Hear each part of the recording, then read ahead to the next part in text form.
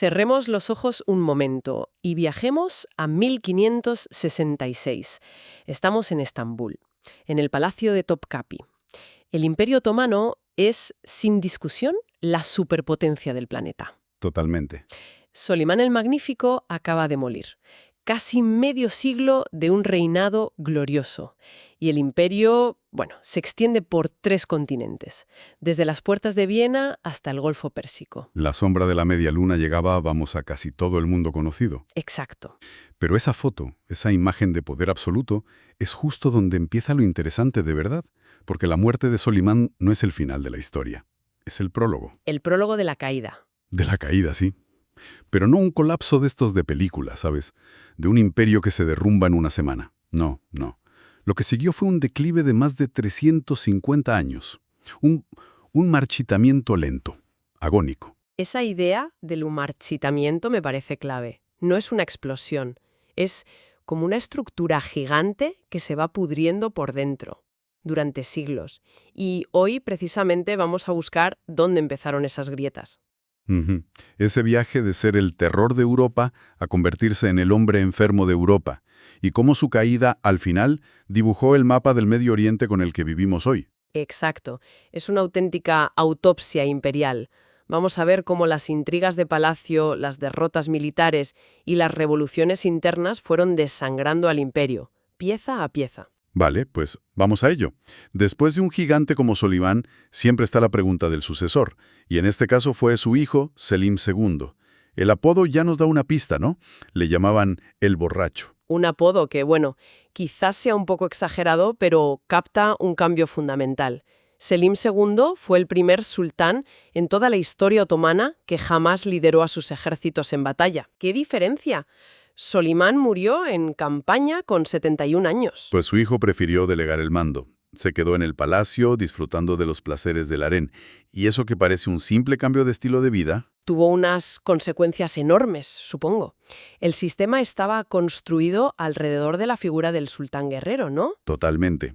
El sultán en el campo de batalla era el centro de gravedad del sistema. Su ausencia creó un vacío de poder inmenso, y de repente el poder real ya no estaba en una persona. Se dispersó. Se dispersó entre los grandes visires, las facciones del harén y, sobre todo, entre el cuerpo de élite del ejército, los genízaros. Es la clásica historia de la putrefacción que empieza en la cabeza. Aún así, un imperio tan colosal tiene una inercia tremenda.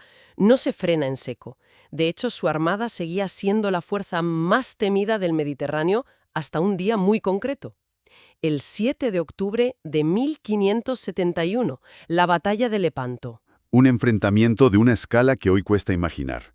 La Santa Liga, España, Venecia, los estados papales, juntó la mayor flota cristiana de la historia.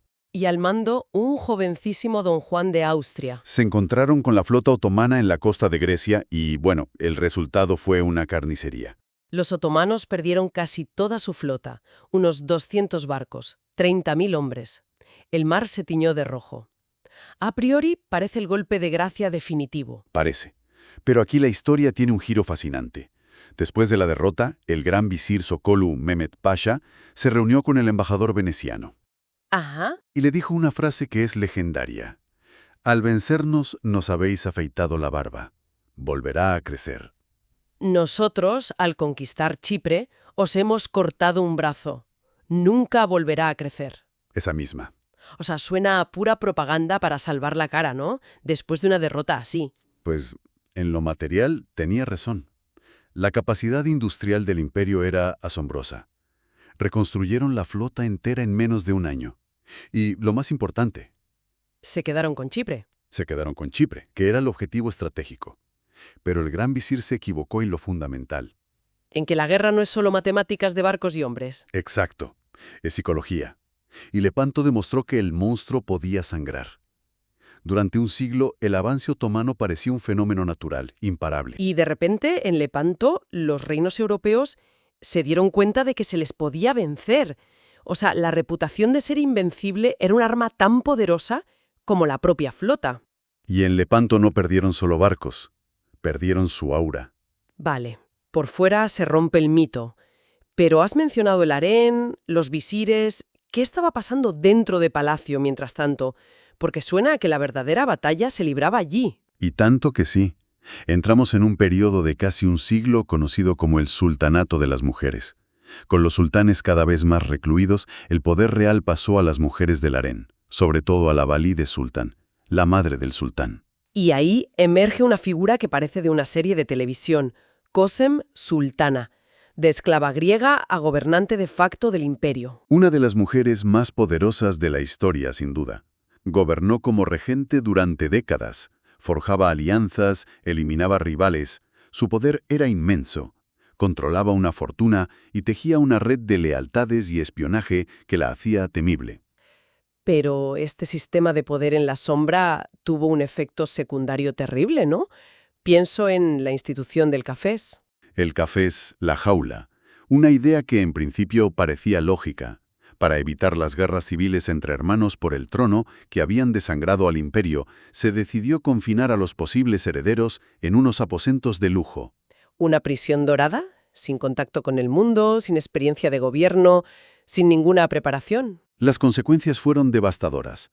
Imagínate pasar 30 o 40 años encerrado con el miedo constante a que un día entren para estrangularte por orden de tu hermano. Uf, ¿No se lo creyó? Pensó que era una trampa para matarlo. madre mía. Su reinado fue un desastre de depravación y paranoia. En una ocasión ordenó ahogar a todo su harén, a casi 300 mujeres, en el Bósforo. Espera, ¿me estás diciendo que el líder del imperio tuvo que ser asesinado por orden de su propia abuela, Kösem, para salvar al Estado? Exactamente. Es una metáfora brutal de cómo el sistema se estaba canibalizando. Se devoraba a sí mismo. Y mientras la élite se atrofiaba en esa jaula de oro, otro pilar del imperio, los genízaros, se estaba pudriendo desde la base. Hablemos de los genízaros. Su historia es increíble. Originalmente eran la tropa de élite por excelencia. Niños cristianos, reclutados, convertidos al Islam y leales solo al sultán. Pero para esta época, ¿qué había pasado con ellos? Se habían convertido en todo lo contrario. Se abolió el reclutamiento forzoso. Se convirtió en una casta hereditaria. Ya no eran los mejores soldados. Eran un cuerpo privilegiado que se dedicaba a los negocios, a la política y a defender sus propios intereses. Y se oponían a cualquier modernización. A cualquier modernización, sobre todo militar, hasta el punto de matar a un sultán. A Selim III, en 1807. Exacto. Intentó crear un ejército moderno al estilo europeo y la respuesta de los genízaros fue un motín, que acabó con su asesinato. La institución que había conquistado medio mundo ahora lo estaba estrangulando. Lo que nos lleva a uno de los episodios más sangrientos de esta historia. Su sucesor, Mahmud II, entendió que era o ellos o el imperio, y preparó su venganza. El incidente auspicioso de 1826. Un nombre bastante irónico para una masacre. Mahmud creó en secreto un cuerpo de artillería leal solo a él. Cuando se sintió fuerte, anunció la creación de un nuevo ejército. Y los genízaros, como era de esperar, se amotinaron. Marcharon sobre el palacio. Pero esta vez Mahmud estaba preparado. Los rodeó en sus cuarteles y en la plaza del hipódromo y simplemente los aniquiló con la artillería. Se habla de miles de muertos. Tuvo que destruir el ejército que forjó el imperio para poder salvarlo. Esa es la terrible paradoja. Fue una cirugía brutal, sí, y necesaria, pero dejó al imperio militarmente vulnerable durante un tiempo crítico.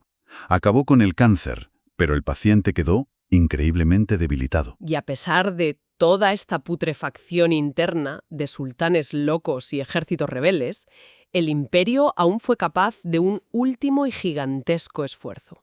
Una última apuesta a todo o nada. Nos vamos a 1683, al segundo asedio de Viena. Este no era un asedio más, era el asedio. El gran visir Kara Mustafa Pasha reunió al mayor ejército otomano que se había visto en un siglo, unas 150.000 tropas, y se plantó ante las puertas de Viena. Y el objetivo era tomar la capital de los Habsburgo y desde ahí, quién sabe, avanzar hasta el Rin. El destino de Europa Central pendía de un hilo. Totalmente. Y la defensa de Viena era minúscula en comparación. Apenas 15.000 soldados. Durante 2 meses, la ciudad aguantó al límite. La ciudad estaba a punto de caer. Pero el socorro estaba en camino. Una coalición cristiana liderada por el rey de Polonia, Jan III Sobieski. Y lo que pasó el 12 de septiembre de 1683 es material de leyenda. La mayor carga de caballería de la historia. Unos 18.000 jinetes, con los famosos 3.000 húsares alados polacos a la cabeza, cargando colina abajo, directamente contra el corazón del campamento otomano. La imagen debió ser apocalíptica. El impacto fue devastador. El ejército otomano cogido por sorpresa se desintegró. Fue una derrota total, humillante. A Kara Mustafa lo estrangularon meses después por orden del sultán. Pero las consecuencias fueron mucho más allá de una batalla. Aquí es donde el declive se hace irreversible, ¿verdad? Completamente. La derrota en Viena encendió la Gran Guerra Turca. Durante 16 años, una liga de potencias europeas empujó a los otomanos hacia el sur, y la guerra terminó en 1699 con el Tratado de Karlowitz. Un punto de inflexión absoluto. Totalmente, porque por primera vez en su historia, el Imperio Otomano firmaba una paz en la que cedía formalmente territorio a sus enemigos cristianos. La marea había cambiado para siempre. Y a la amenaza externa se le sumó en el siglo XIX un nuevo enemigo interno, quizá el más peligroso: el nacionalismo. Griegos, serbios, búlgaros, rumanos. Los pueblos cristianos de los Balcanes ya no querían ser súbditos, querían sus propias naciones. Fue entonces cuando el zar Nicolás I de Rusia acuñó esa frase lapidaria: El hombre enfermo de Europa. Las grandes potencias ya no le temían, ahora se sentaban a la mesa como médicos alrededor de un paciente moribundo, discutiendo cómo repartirse sus posesiones. Hubo intentos desesperados por detener la sangría. Pienso en las reformas del Tanzimat, a partir de 1839, un intento de modernizar la administración, el ejército. Un esfuerzo notable, pero que llegaba tarde y se enfrentaba a resistencias enormes. Y estos intentos fueron frenados en seco por el sultán Abdul-Hamid II. Que suspendió la Constitución y gobernó como un autócrata durante 30 años. Usando la represión para mantener el imperio unido por la fuerza. Retrasó el colapso, pero sin solucionar los problemas de fondo. El último acto desesperado llegó en 1908, con los jóvenes turcos, un grupo de oficiales reformistas. Dieron un golpe de Estado y forzaron la restauración de la Constitución. Pero el tiempo se había agotado. El paciente estaba en fase terminal. Y la prueba llegó con las guerras balcánicas de 1912 y 1913. Una alianza de estados balcánicos atacó y, en cuestión de meses, barrió casi 500 años de presencia otomana en Europa. Un shock traumático. Y entonces, la catástrofe final. La Primera Guerra Mundial. Momentos de una gloria increíble, como la defensa de Galípoli en 1915. Sí, allí repelieron una invasión aliada. Y fue donde un joven oficial llamado Mustafa Kemal se convirtió en un héroe nacional. Su orden a las tropas es legendaria. No les ordeno que ataquen, les ordeno que mueran. Pero una victoria heroica no podía cambiar el curso de la guerra. La revuelta árabe, apoyada por Lawrence de Arabia, y las invasiones británicas rompieron el imperio. En octubre de 1918 se rindieron. Y los vencedores impusieron unas condiciones brutales en el Tratado de Sèvres. Reducían Turquía a un pequeño estado en Anatolia. El resto se lo repartirían entre griegos, italianos, franceses y británicos. Era la aniquilación. Pero un hombre se negó a aceptarlo. El héroe de Galípoli, Mustafa Kemal. Exacto. Kemal organizó una resistencia nacionalista desde el corazón de Anatolia y lideró una brutal guerra de independencia. Y contra todo pronóstico, ganó. Expulsó a los ejércitos extranjeros. Y forzó a los aliados a negociar un nuevo tratado, el de Lausana, que reconocía las fronteras de la Turquía moderna. Y en esa nueva Turquía, que renacía de sus cenizas, ya no había sitio para el viejo sultán. Es increíble pensar en ese momento. 600 años de historia, de poder absoluto. Y todo terminó de una forma casi anticlimática. El 1 de noviembre de 1922, la nueva Gran Asamblea Nacional Turca votó la abolición del sultanato. Unas semanas después, el último sultán, Mehmed VI, Se fue. se escabulló de su palacio y subió a un buque de guerra británico que lo llevó al exilio. 623 años de historia imperial, terminados no con una gran batalla, sino con un hombre subiendo a un barco y desapareciendo en el mar. El imperio murió, pero su fantasma sigue muy presente. Las fronteras del Medio Oriente que vemos en las noticias todos los días: Irak, Siria, Jordania, Líbano, Palestina. Fueron literalmente dibujadas con una regla sobre un mapa por diplomáticos británicos y franceses, sobre los restos del imperio. Unas fronteras artificiales que mezclaron etnias y religiones rivales. Y que son la raíz directa de muchos de los conflictos que siguen desangrando la región un siglo después. Es el legado más tóxico y duradero del colapso otomano. Aunque también queda un legado cultural y arquitectónico abrumador. El perfil de Estambul, la gastronomía, la música, esa síntesis increíble de culturas, eso sigue vivo. Sin duda. Y, al final, la larga muerte del Imperio Otomano es un recordatorio muy potente de que ningún poder es eterno. Los imperios nacen, crecen y mueren, a veces de forma espectacular y a veces, como en este caso, con un largo y doloroso gemido.